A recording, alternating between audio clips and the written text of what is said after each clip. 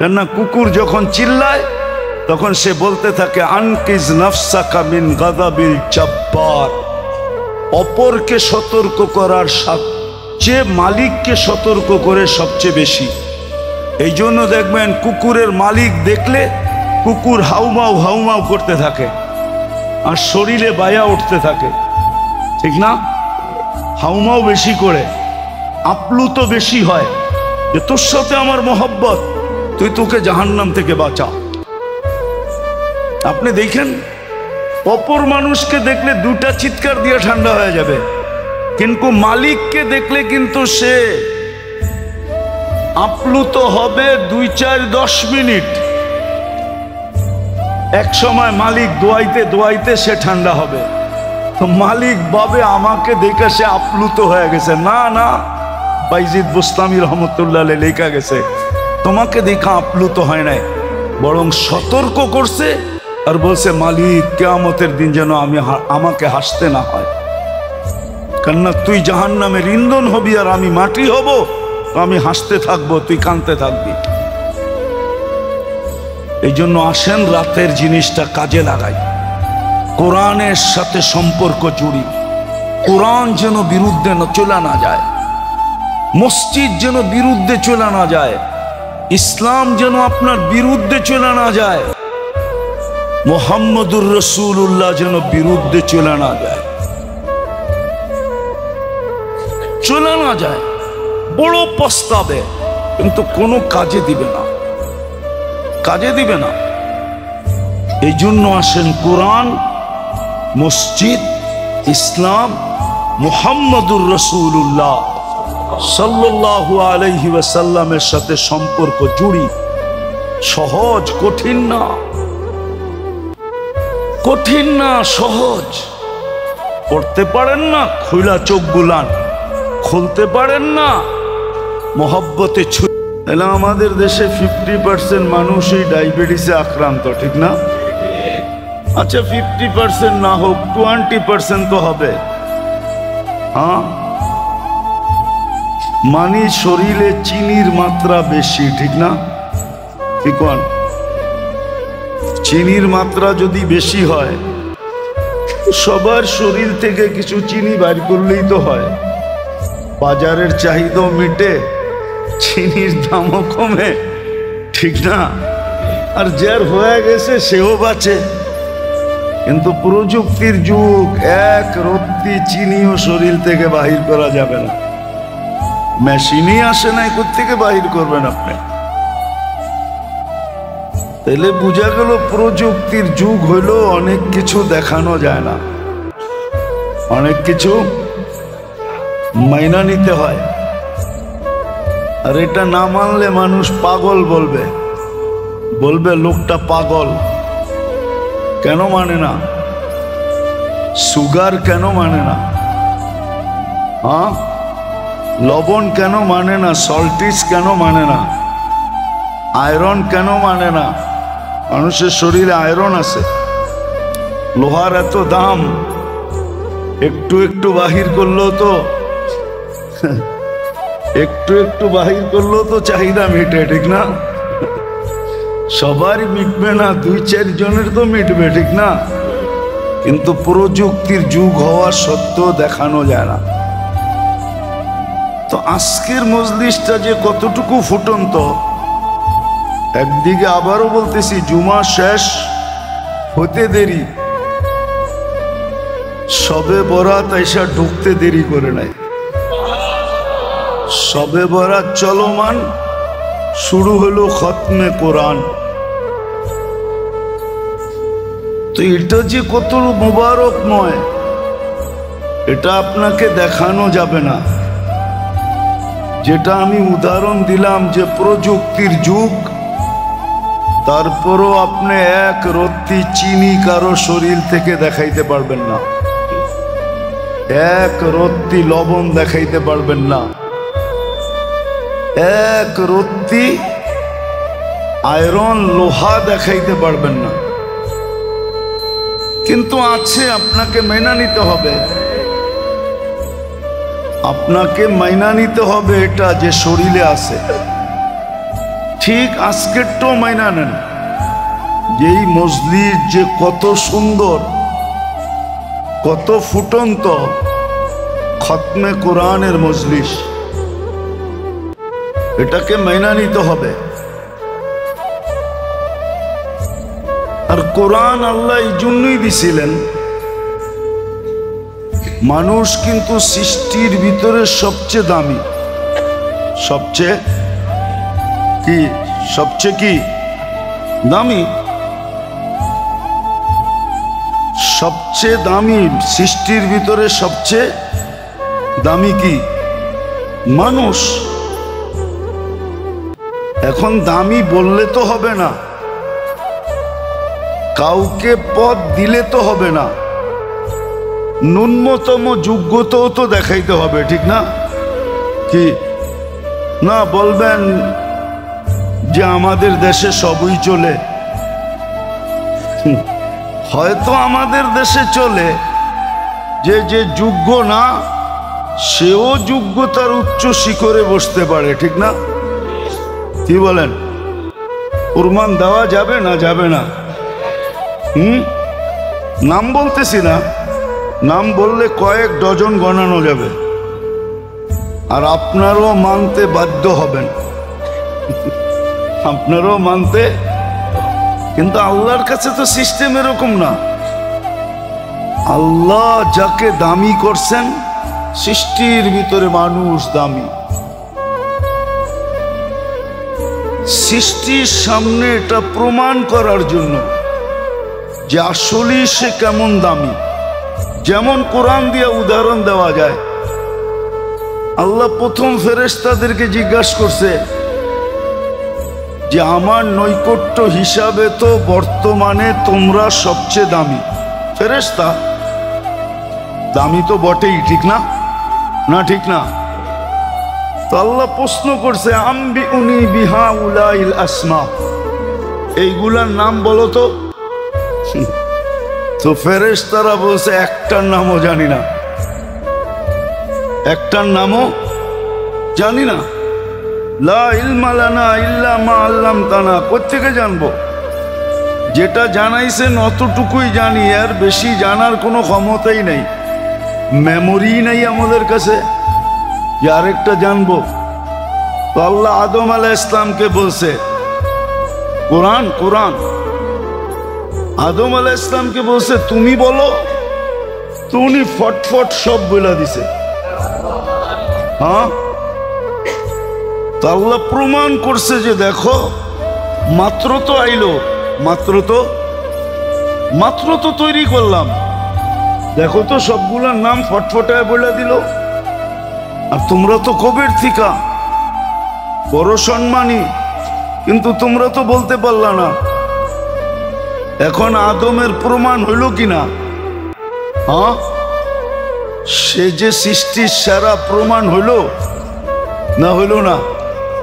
প্রমাণটা কে করছে? আল্লাহ প্রমাণ করে দেখায় দিছে যে আমি শ্রেষ্ঠত্ব দিছি, সবচেয়ে দামি বানাইছি। আমি প্রমাণও দিয়া দিলাম, তোমরা একটার নামও বলতে পারলা না। আর আদম আলাইহিস সালাম তো সবগুলার নাম ফটফট করে বলে দিল, সব বলে দিল। আল্লাহ বলে এখন তোমরাই বলো শ্রেষ্ঠ হিসাবে সে তোমাদের সেলুট পায় কি পায় না? তো ফেরেশতারা বলে অবশ্যই পায়। ফাসাজাদাল মালাইকা, তখনই এরা ঝুঁকা সামনে ঝুঁকা পড়ছে যে আসলেই তুমি শ্রেষ্ঠ। তো কোরআন কেন, শবে বরাত কেন, রমজান কেন, মুসলমান কেন, উম্মত কেন, এই সবগুলার মসজিদ কেন, সবগুলার উদ্দেশ্য হলো আপনাকে যে সৃষ্টির সেরা হিসাবে তৈরি করলেন, ঘোষণা দিলেন, এটার প্রমাণপত্র প্রমাণ তো করতে হবে, নাইলে সৃষ্টি তো বলবে যে এটাকে শ্রেষ্ঠ হিসাবে কিভাবে ঘোষণা দিলেন। যেমন এক সরকার যায় আরেক সরকার আসে, তো অতীত সরকারের অনেক কিছুই আগন্ত সরকারের কাছে বাহির হয়ে আসে। আমি বুঝানোর জন্য বলতেছি, জাতির সামনে বাহির হয়ে আসে যে এমন ব্যক্তিকে পদে বসাইছে যে লিখতে গেলে অন্য লেখে, সে লিখতেই জানে না, ঠিক না? হ্যাঁ, শুধু গানই গাইতে জানে আর কিচ্ছু জানে না। আছে না নাই? বাস্তব না অবাস্তব? শুধু এটাই বাস্তব। তো আল্লাহ আমাদেরকে সৃষ্টির ভিতরে দামি বানাইছেন, আর দামি হওয়ার প্রমাণ দেওয়ার জন্য, সৃষ্টির সামনে প্রমাণ করার জন্য আল্লাহ আমাদেরকে মুসলমানের ঘরে অস্তিত্ব দিয়েছেন, উম্মতে মুহাম্মদী বানাইছেন, কোরআন দিছেন, মসজিদ দিছেন। আমি এক জুমা আগেও মনে হয় বলছিলাম যে বিত্তশালী লোক সে বিত্তবান এরিয়ায় থাকে, সব জায়গায় থাকে না। অথচ আল্লাহর ঘর সর্ব জায়গায় আছে। আল্লাহর চেয়ে বড় লোককে? সব তো আল্লাহর থেকে নিয়ে। আল্লাহ কত বড়, তার কালাম কত বড়। আল্লাহ যত বড় তার কালাম তত বড়, চুল পরিমাণও ডিফারেন্স নাই। আল্লাহর কালাম, ওটা কেন আপনার হাতে উঠায় দিবে? হ্যাঁ, লাইলাতুল বারাত কেন আপনাকে দিবে? মুক্তির রাত কেন আপনার জন্য নির্ধারণ করবে? বুঝা গেল এগুলোর পিছনে একমাত্র কারণ যে আমাকে দামি হিসাবে ঘোষণা দিছেন, আমাকে বাস্তবই দামি বানায়া সৃষ্টির সামনে দাঁড় করতে চাইতেছেন, যাতে সৃষ্টি আমাকে শ্রেষ্ঠ মানতে বাধ্য হয়। শুধু বাধ্য না, সৃষ্টি যেন আমাকে মানতে বাধ্য হয় এতটুকু না, বরং সৃষ্টি যেন আমাকে সালাম করতেও বাধ্য হয়। এই জন্য আছে, কিতাবে আছে সুস্পষ্ট। লোক তো আর সব একরকম না, নাইলে দুনিয়াটা টিকতো কি দিয়া। এখনো কিছু লোক আছে যারা জমিনে হাঁটলে জমিন তাদেরকে সালাম করে। হ্যাঁ, জমিন তাদেরকে সেলুট দেয়। হয়তো সে জানে না, জমিন তাকে সেলুট দেয়, জমিন তাকে সালাম করে, জমিন তাকে বলে তুমি কবে আসবে, আমি তোমাকে আপ্যায়ন করব। এবং সুস্পষ্ট খুলা বলে, তখন তুমি আমার ব্যবহার দেখবে, আমি কেমন ব্যবহার তোমার সাথে করব। দুই ধরনের কথাই আছে। তো সৃষ্টি সালাম দেয়, নাইলে কি করে সম্ভব হইতো আপনি বলেন? পানির ধর্মই হইল তার ভিতরে যে যাবে তাকে ভিজাবে, ডুবাবে। এটাই পানির ধর্ম, ঠিক না? হ্যাঁ, শাহজালাল রহমতুল্লাহ আলাইহি তো জায়নামাজও ভিজল না, সুরমাতে উনি ডুবলো না, বরং পানি উনাকে ওই পারে লাগায় দিল। এখনো তো যেদিক দিয়ে উনি পার হয়েছেন ওই চিহ্নটা এখনো রাখা আছে, কিন্তু সবাই চিনে না, সবাই তালাশ করতে যায়ও না, কিন্তু চিহ্ন আছে। চলেন আমার লোকে দেখায় দেব। তাহলে পানির ধর্ম হলো যে ওটার ভিতরে ঢুকবে ভিজাবে, ঠিক না? আর কি করবে? ডুবাবে। শাহজালাল রহমতুল্লাহ আলাইহির জায়নামাজও ভিজে নাই, আর ডোবে নাই তো ডোবেই নাই, বরং জায়নামাজ ওই পারে তাকে লাগায়া দিছে। সাহাবায়ে কেরাম ঘোড়া দিয়া পার হইছেন। কিতাবে তো এটাই লেখা যে ঘোড়ার খুরে পানির দাগও লাগে নাই। পানি তো লাগবে দূরের কথা, দাগও লাগে না। তো এটাই সত্য, মানুষকে সৃষ্টির ভিতরে সবচেয়ে দামি করে তৈরি করছেন, কিন্তু সৃষ্টির সামনে প্রমাণ দিতে হবে যে এটা দামি কিনা। একটা প্রমাণ তো কোরআন থেকে দেখাইলাম যে আল্লাহ ফেরেশতাদেরকে আদম আলাইহিস সালামের সামনে এনে বললেন যে এই জিনিসগুলোর নাম বলো। ওনারা পারলেন না, আদম আলাইহিস সালাম এক শ্বাসে বলে দিলেন। তো প্রমাণ হইল কি হইল না শ্রেষ্ঠত্বের? তো আল্লাহ আমাদেরকে শ্রেষ্ঠ বানানোর জন্য, দামি বানানোর জন্য নিজেই আবার ব্যবস্থাপনা করে দিছেন, নিজেই ব্যবস্থাপনা করে দিছেন।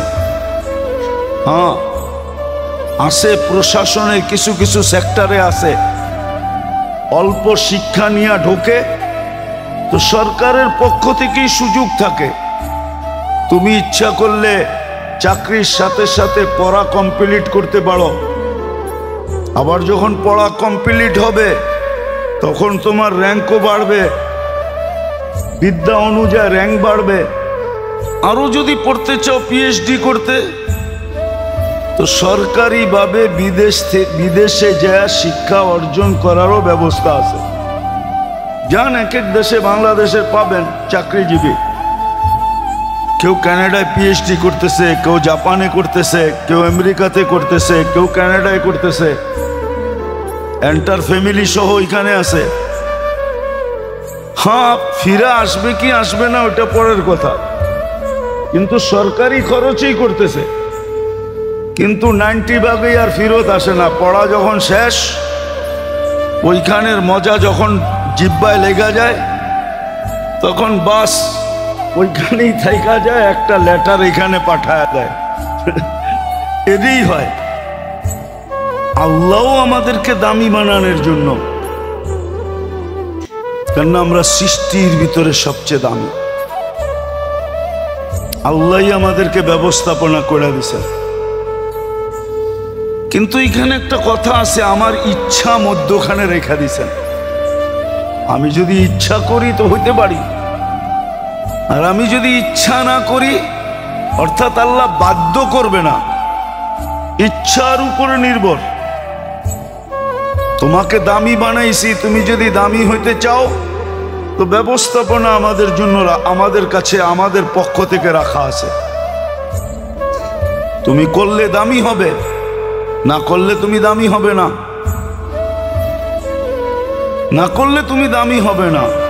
কি হবে এটাও বলা আছে। এই জন্য মাঝে মাঝে বলতে বাধ্য হই। হতে পারে একদিন আমার বাড়ির চাকরও আমাকে জিজ্ঞাসা করবে, মা সালাকাকুম ফি সাকার, মালিক আপনি এখানে কি করা? তো ওই দিন মালিক জবাব দিতে বাধ্য হবে, লাম নাকু মিনাল মুসাল্লিন ওয়া লাম নাকু নুতঈমুল মিসকিন। হ্যাঁ, আল্লাহ ডাকতো, আওয়াজ কানে যাইতো, কিন্তু কর্ণপাত করা হতো না, অর্থাৎ নামাজ পড়তাম না।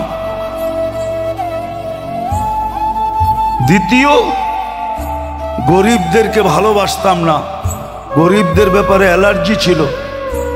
ওয়ালাম নাকু নুতঈমুল মিসকিন, এখানে শুধু গরিব না, অধীনস্থের ব্যাপারে আমি সদয় ছিলাম না। এই জন্য আল্লাহ রসুলের সর্বশেষ চিৎকার ছিল দুটা, আসসালাহ ওয়া মা মালাকাত আইমানুকুম, অধীনস্থদের ব্যাপারে সতর্ক থাকো। তোমার অধীন আল্লাহ যাকে করে দিছে তার ব্যাপারে তুমি বড় সতর্ক থাকো, বড় সতর্ক। অধীনস্থদের ব্যাপারে সতর্ক থাকো। হতে পারে তোমার সতর্কতা তোমাকে জান্নাতে নিয়ে যাবে, আবার হতে পারে অসতর্কতার কারণে তোমার বাড়ির তোমার চাকর জিজ্ঞাসা করবে, মা সালাকাকুম ফি সাকার। এটা তো মানুষ। হতে পারে আমার বাড়ির কুকুরও আমাকে দেখে হাসতে পারে, কিয়ামতের দিন কুকুরও হাসবে আর বলবে, আকুনু তুরাবা, একটু বড়ই তো আমি মাটি হয়ে যাব, আর আপনি জাহান্নামের ইন্ধন হবেন। সত্য এটো। এই জন্য মানুষকে আল্লাহ সৃষ্টির ভিতরে সবচেয়ে বড় শ্রেষ্ঠত্ব এবং সবচেয়ে দামি হিসাবে তৈরি করছেন। এটাকে প্রমাণ করার জন্যই আল্লাহ আমাদেরকে ইসলাম দিছেন, আল্লাহ আমাদেরকে উম্মত বানাইছেন, আল্লাহ আমাদেরকে নিজস্ব দুটা জিনিস দিছেন। নিজস্ব এটা পার্সোনাল। আল্লাহ ঘর মানুষের পার্সোনাল হয়, ব্যক্তিগত হয়, ঠিক না? কি কন? বাড়ি থাকলেই তো বাড়িওয়ালা, ঠিক না? না না থাকলেও বাড়িওয়ালা। বাড়ি থাকলেই কি বাড়িওয়ালা। ওই ঘর আমাদেরকে দিছেন, আল্লাহর পার্সোনাল প্রপার্টি। মসজিদ আল্লাহর ঘর, আল্লাহর এটা পার্সোনাল প্রপার্টি আপনাকে দিয়ে দিছে। কোরআন আল্লাহর পার্সোনাল কালাম, ওটা আপনাকে দিয়ে দিছে।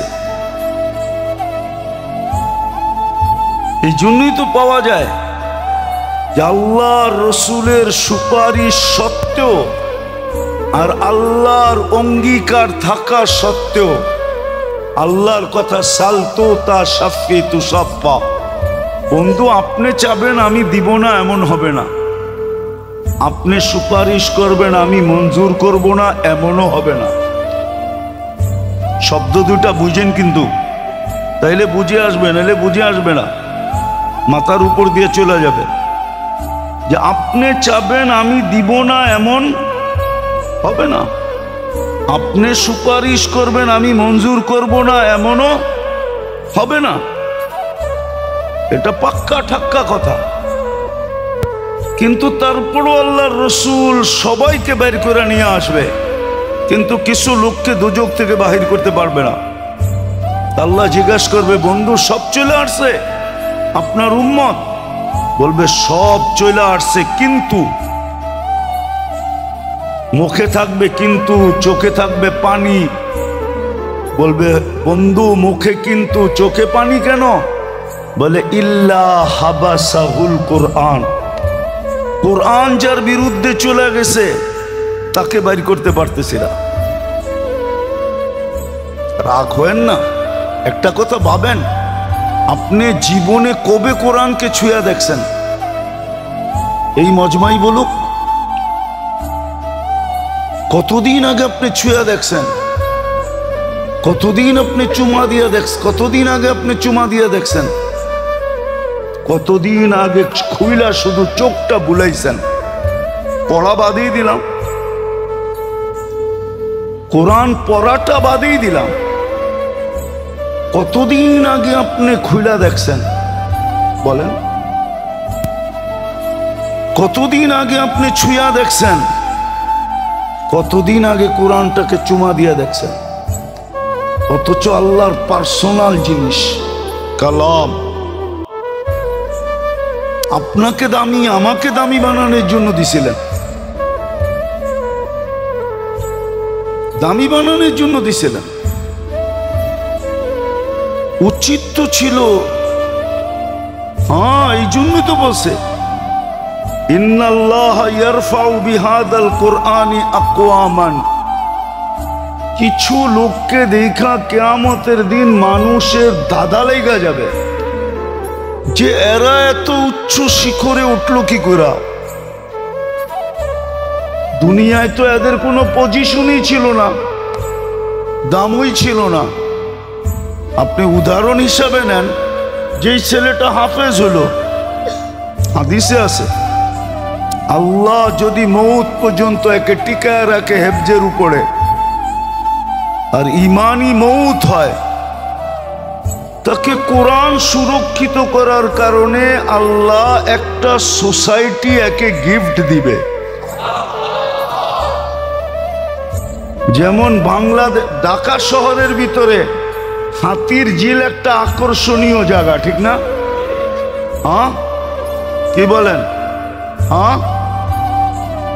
ওরকম একটা ঝিলে সোসাইটিতে লেকের পাড়ে তাকে একটা শহর দিবে। ওই লেকটার নাম হইল মারজান। ইন্না ফিল জান্নাতি লানাহরা ও না রাইআন ইউকালু লাহু রাইআন ফিহি মাদিনাতুম মিন মারজান। মারজান পাথর দিয়ে একটা সোসাইটি বানায় দিবে। ফিহি ৭০ আলফা বাবা, ঢুকতে হলে ৭০,০০০ দরজা ক্রস করে ঢুকতে হবে। আলা কুল্লি বাবিন ৭০ আলফা মালাইকাতান, প্রত্যেক গেটে ৭০,০০০ ফেরেশতা প্রটোকলের জন্য রেডি থাকবে। যখন সে ৭০,০০০ গেট অতিক্রম শেষ হবে তো ৪৯০ কোটি ফেরেশতার প্রটোকল আর সেলুট কমপ্লিট হবে এবং প্রত্যেকের হাতে এক একটা উপটোকন থাকবে, এক ধরনের না। ৪৯০ কোটির হাতে ৪৯০ কোটি প্রকারের উপটোকন থাকবে। আর হাফেজকে দিবে আর বলবে হাযা কিরামাতান লিল কুরআন, এটা কোরআনের সম্মানার্থে দেওয়া হইল। মা বাবা যখন ট্যুরে যাবে ওই শহরে, ওই সোসাইটিতে, তখন মা বাবা কেউ এরকম সেলুট দিবে আর উপটোকন দিবে, মাতৃত্বের আর পিতৃত্বের উপটোকন দিবে। বলেন কত বড় মর্যাদা, বলেন না? এই জন্য কিয়ামতের দিন কিছু লোককে দেখা যাবে যাদেরকে দেখা মানুষ তাক লাগা যাবে যে এই লোকটা এখানে উঠলো কি করে। জবাব তার দিতে হবে না, পাশের থেকে কোরআন ছুটে এসে জবাব দিবে আমার কারণে। দিন একটাও যেত না, ৩৬৫ দিনে পড়তে পারতো না, আমাকে খুলা খুলা দেখতো, খুলা দেখতে পারতো না তো ছুঁয়া দেখতো, ছুঁইতে পারতো না তো উঠায় একটা চুমা দিয়া রাখতো। আমার কারণে তার এই সম্মান, তার এই ইজ্জত। কিন্তু আফসোস, রাগ হবেন না, কে ডেলি কোরআনকে চুমা দেয়? কে ডেলি কোরআনকে ছুঁয়া দেখে? কে ডেলি কোরআন খুলা ২ মিনিট চোখ বুলায় পৃষ্ঠায় না পড়তে পারলো? তো মানুষকে আল্লাহ অস্তিত্ব দিয়েছেন সৃষ্টির ভিতরে সবচেয়ে দামি। ওই দামের প্রমাণ দেওয়ার জন্যই, এটা যে দামি এই প্রমাণটা দেওয়ার জন্যই আল্লাহ ইসলাম দিছেন, উম্মতে মুহাম্মদী বানাইছেন। নিজের পার্সোনাল ২টা জিনিস উঠায় দিয়া দিছেন, একটা হলো ঘর, আরেকটা হলো কি? কোরআন। আবার সুযোগ রাখছেন আমাদের জন্য ইসলামের ভিতরে উম্মত হওয়ার ভিতরে সুযোগগুলো রাখছেন। আজকের রাতটা যদি আল্লাহ না দিতেন আপনি কোত্থেকে পাবেন? কবিলায় কালব, বনু কালব, এদের পেশাই ছিল বকরি পালা। আর সবচেয়ে বেশি ভূখণ্ডের বকরি এদের কাছেই ছিল। শুধু এক কোয়ালিটির না, যত ধরনের বকরি হইতে পারে সব এদের কাছেই ছিল। আল্লাহ তো বলতেছে আজকের রাত্রে ওই কবিলার বকরির গায়ে যতগুলা লোম, এত পরিমাণ মানুষকে আমি এই রাত্রে মুক্তি দিব। যদি যে মনে প্রাণে চায়, কিন্তু ৫ জনকে দিব না। ৫ জনকে, হ্যাঁ, এই জন্য আমি জুমায় বলছিলাম যে সূর্য ডুবার আগে তওবা করে ফেলি, সূর্য ডুবার আগে তওবা করে ফেলি। আর ১৫ দিন পরেই কিন্তু রমজান, ঠিক না? হ্যাঁ, এই রাত্রটা এই ১৫ দিন আগে কেন রাখলেন? বোঝা গেল আজকে পুত পবিত্র করলেন, প্রথম রমজান যেদিন আসবে ওদিন রহমতের মেডেল আপনার কাঁধে, স্টার আপনার কাঁধে লাগবে। তৃতীয় পর্বে মাগফিরাতের স্টার লাগবে, তৃতীয় পর্বে জাহান্নাম থেকে মুক্তির স্টার লাগবে। যেমন আর্মিতে নিয়ম আছে, নিয়ম বিসিএস ক্যাডার পাশ করলেই ওই দিনই তার পদ লাগায় দেওয়া হয় না, সময় নেই। যেরকম আর্মিতে কমিশনার র্যাঙ্কে যারা নিযুক্ত হয়, ট্রেনিং যেদিন কমপ্লিট হয়ে যায় ওই দিনই ওর কান্দে ব্যাস লাগানো হয় না, একটা অনুষ্ঠান করা হয়, তারপরে তাও সরকারি লোক বেশ লাগায় না, মা বাবা যায়, মা বাবা নিজের হাতে লাগায় দেয়। এই রাত্রটা হলো পবিত্র হওয়ার রাত্র। রমজান সামনে আসতেছে, যাতে রমজান ঢুকতে দেরি, আমার কাঁধে বেশ লাগতে দেরি না হয়। প্রথম দিন যেন আমার কাঁধে রহমতের বেশ লেগা যায়, স্টার লেগা যায়, পরিচয় চিহ্ন লেগা যায়। যেদিক দিয়া মৌত পর্যন্ত যাবে সমগ্র সৃষ্টি তাকায় বলবে মরহুমা। কি মরহুমা বুঝবেন না? মরহুমা রহমতকৃত। ওই যে দেখো না বেশ লাগানো, ওই যে দেখো না বেশ লাগানো। যেমন প্রশাসনের লোককে অনেক সময় বেশ দিয়া চিনা যায়, ঠিক না? কি পুলিশের যদি দেখেন সাফলা লাগানো, তাহলে আপনি বুঝা ফেলবেন এটা এডিশনাল এসপি। এটা কি এডিশনাল এসপি, শুধু সাফলা। আবার যদি দেখেন সাথে আরেকটা লাগানো আছে, তাহলে বুঝবেন এটা এসপি। এরকম নিদর্শন তার পরিচয় বোঝায়, ঠিক না? এসআর জন্য ফুল একটা, এসআর জন্য দুইটা, ওসি হইলে আরেকটা। তো মরহুমা রহমতকৃত। রমজানের প্রথম ঢুকার সাথে সাথে আপনার কাঁধে এই বেশটা লাগায় দেওয়া হবে, চিহ্নটা। যেদিক দিয়ে যাবেন সৃষ্টি বলবে ওই দেখ দয়াকৃত, রহমতকৃত। তখন ও আপনাকে স্যালুট দিবে। হ্যাঁ, ও দিতে বাধ্য, কেননা আপনার সুবহানাল্লাহ যেই দাম রাখে আর ওয়েট রাখে। যেমন আমি মাঝে মাঝে বলি, বুঝবেন কিনা জানি না, ফেরেশতারা আজকে মনে জুমার সময় বলতেছিলাম, ফেরেশতারা বলছে মানুষ বানায় না, গুণগানে তো আমরাই যথেষ্ট। আল্লাহ বলছে গুণগান তোমরা করলে কি হবে, তোমাদেরটা না ওয়েট আছে না ভ্যালু আছে।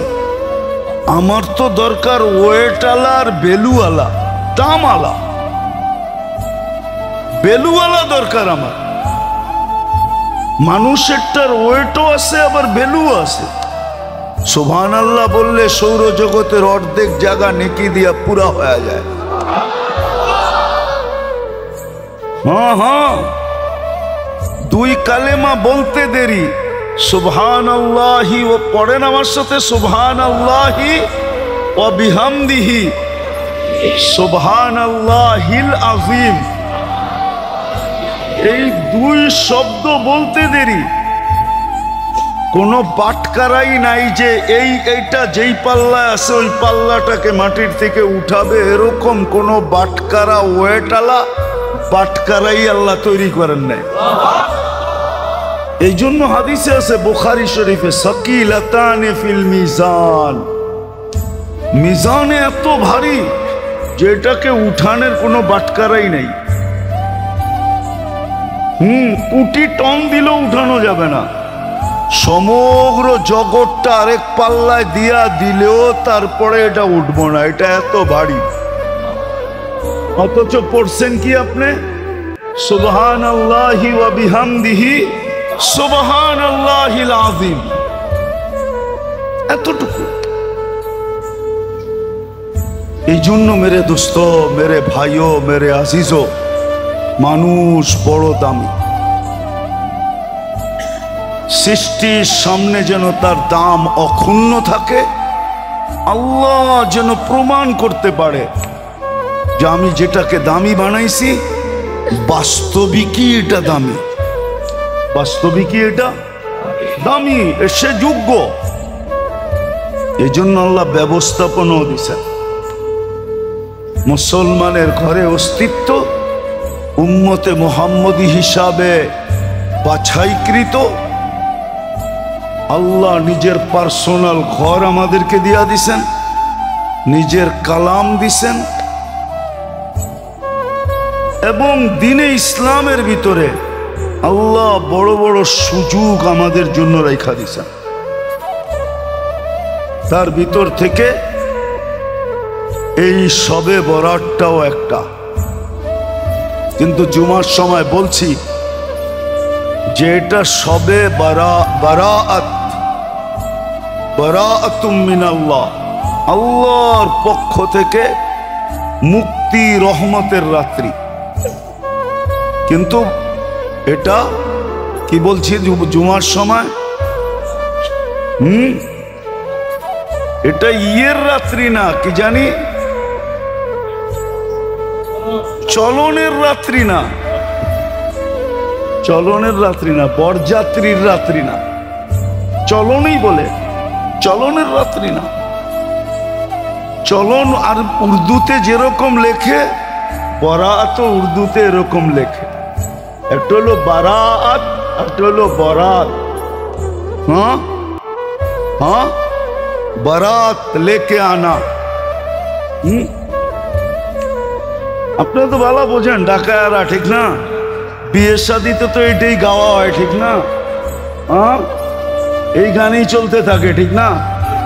তো এটা চলনের রাত্রি না, মুক্তির রাত্রি।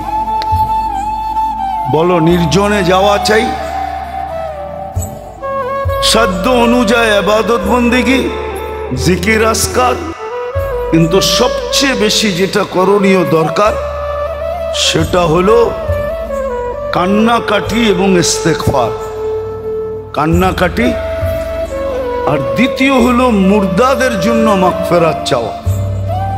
যারা আমাদের পূর্বপুরুষ চলে গেছে এদের জন্য খুব আল্লাহর কাছে মাপ চাওয়া। কিন্তু যদি প্রশ্ন করেন যে কান্না না আসলে কি করব, তো দুনিয়ার মানুষের কাছে তো ড্রামার কান্নার কোনো দাম নাই। এটা একদিন না একদিন ফাঁস হয়েই যায়, ঠিক না? হ্যাঁ, যদিও কেমিক্যাল পাওয়া যায়, রুমালে লাগায় রাখলে ওটা চোখের কাছে নিলে এমনি পানি আইব, পাওয়া যায় কেমিক্যাল এখন। যদি আপনি না পান আমার কাছ থেকে নিয়ে যান, কেমিক্যাল পাওয়া যায়, ওটা চোখের কাছে নিলে এমনি পানি বেরিতে থাকে।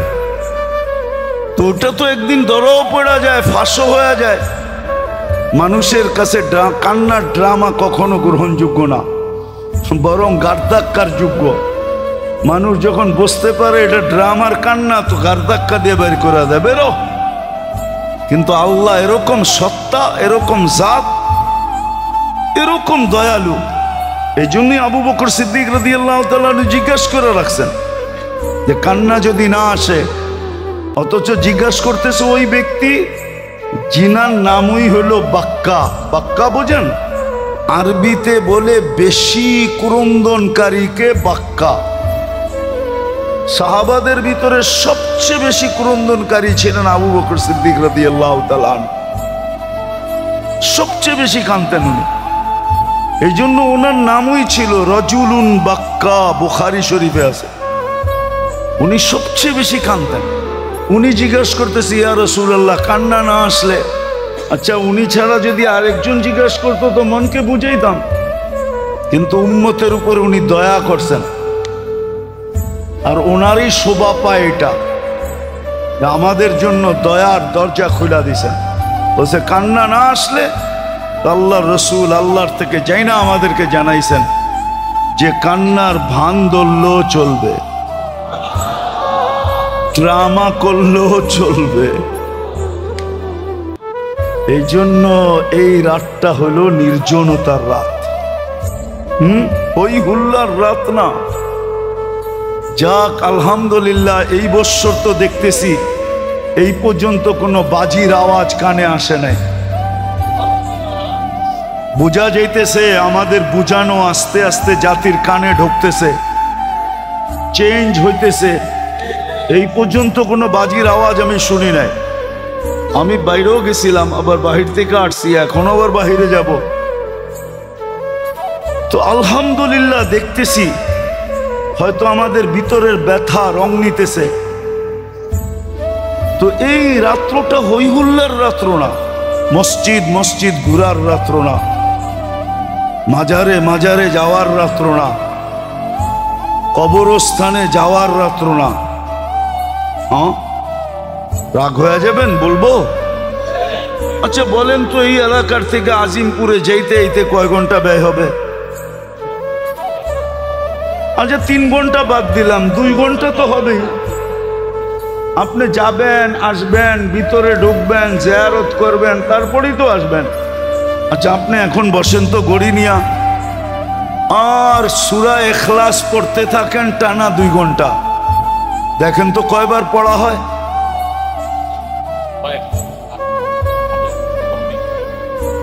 আচ্ছা বাদ দিলাম, 99 বারও যদি পড়লেন তো 33 খতম কোরআনের সওয়াব আপনার বাপ মাবার আমলনামায় ঢুকলো। আর আপনি জানেন 1 খতম কোরআনের ওয়েট কতটুকু? হ্যাঁ, অ্যানালাইসিস তো নাই আমাদের কাছে, ধারণা তো নাই। সারাদিন দুনিয়া মাপতে মাপতে আখেরাত মাপাটাই ভুলে গেছি। রাগ হয়ে গেলেন? আখেরাত তুলনা করেই ভুলে গেছি, সারাদিন খালি দুনিয়া মাপি। এই জন্য আমরা গেলে দেখি মাঝে মাঝে মক্কা মদিনা গেলে দেখি জুমার দিন কিন্তু নামাজ পড়ে না, কেননা ও তুলনা করতেছে যে 1 রিয়াল 33 টাকা, 1 রিয়াল কয় টাকা? অথচ ভুলে গেছে 1 রাকাত 50,000 রাকাত। তো আমরা অ্যানালাইসিস ভুলে গেছি, আমরা তুলনা করা ভুলে গেছি যে কোরআনের 1 খতম কোরআনের ওয়েট কতটুকু, ওজন কতটুকু। আপনি তো ভাবতেছেন 1 কোরআনের সওয়াব, এটার ওজন হইলে আর কতটুকু হবে? 1.5-2 কেজি। এদিকে এদিকে ওটার ওজন হইলে হবে কি 1.5-2 কেজি হবে? এমনই তো আমাদের ধারণা, ঠিক না? হ্যাঁ, 1 কোরআন খতমের সওয়াব যদি মিজানের পাল্লায় রাখা হয়, কেননা এটা আল্লাহর পার্সোনাল জিনিস। পার্সোনালিটি একটা বিষয় আছে, আল্লাহর পার্সোনাল জিনিস কালাম, এটা যদি 1 পাল্লায় রাখা হয়, সমগ্র জগত যদি 10 গুণ বানায় আরেক পাল্লায় রাখা হয়, তারপরও কোরআনের ওয়েট পর্যন্ত হবে না। আপনি তো যে 2 ঘন্টা কবরস্থানে যাওয়ার ভিতরে কাটাইলেন, ওই 2 ঘন্টা আপনি সূরা ইখলাস পড়তেন, প্রত্যেক বারে 10 পারা, প্রত্যেক 3 বারে 1 খতম। আপনি 2 ঘন্টা পড়া দেখেন কয়বার আপনি পড়তে পারেন, ওটাকে 3 দিয়া ভাগ দেন, বাহির হয়ে আসবে কত পারা কত খতম কোরআন হইল। আর এটাও তো সত্য, আল্লাহর রসুলের জামানায় কি শবে বরাত একবারই আসছিল না প্রতি বৎসরই আসছিল? আল্লাহর রসুল তো একবারই কবরস্থানে গেছেন আর যান নাই, তাহলে উনি গেলেন না কেন বারবার? আপনাকে যেতে হবে। হ্যাঁ, অন্য সময় যান, আপনি মা বাবার কবর জিয়ারত করবেন, নিষিদ্ধ তো না। মা বাবার কবর জিয়ারত করবেন, এটা তো নিষিদ্ধ না। আপনি যান, মাসে 2-4-10 বার যান, কেনা করছে আপনাকে? যান, কিন্তু মাসে কখনো যাবেন না। শবে বরাত আইলেই ছুটা যাবেন, এটাও ঠিক না, এটাও ঠিক না। যান, আপনি মাসে 2-4 বার যান, 2-4-10 বার যান, কবর জিয়ারতের হুকুমও আছে, মৌত স্মরণ হয়। কিন্তু আজকাল তো আমরা যখন যাই তো জিয়ারতকারীদের অবস্থা দেখলে আসলে মৌত স্মরণ আসবে তো দূরের কথা, উল্টা মৌত ভুলা যাই। উল্টা মৌত মানুষ ভুলা যায় অবস্থা দেখলে। এখন মাঝে মাঝে তো যাওয়া হয়, এমন না যে যাওয়া হয় না, কিন্তু অবস্থা দেখলে মৌত ভুলা যায়। যে কবরে আইসো সেলফি, হ্যাঁ কবরে আইসো সেলফি, কিন্তু কবর নিয়ে সেলফি চলতেছে। আগে পুরুষ যেত, মহিলা যেত না, এখন মহিলাও যায়, সমানে মহিলা ঢুকতেছে। হ্যাঁ আবার যদি একটু ডাইকা ডুইকা যেত তাইলেও তো হইতো, ঠিক না? হ্যাঁ কবরও ফ্যাশন করা যায়, কেননা ফেরেশতাদেরকেও তো দেখাইতে হবে, ঠিক না? খালি মানুষকে দেখাইলেই চলবে নাকি? ফেরেশতারাও দেখে একটু চোখ বুলাক, ঠিক না? নাহলে কেন যাবে কবরে এই অবস্থায়? আপনি বলেন, যারা কবরস্থান যায় ওরা বলুক আমি সত্য বললাম না মিথ্যা বললাম। কবরস্থানও তো ফ্যাশন করা যায়। তো মৌত স্মরণ আসবে কোত্থেকা? মৌত তো স্মরণ আসে না।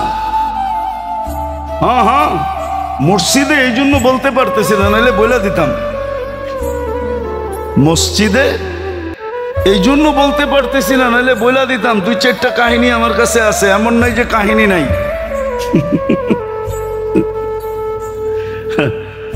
বহুত মানুষ কবরস্থানে যাইও পটায় ফেলছে, এতটুকুই বোঝেন। হাইছেন না? হ্যাঁ হ্যাঁ হাইছেন না, হাইছেন না। আমরা এই সমাজে বাস করি, আমরা বলিও না আবার একবারে খালিও মনে করেন না। এই তো অবস্থা।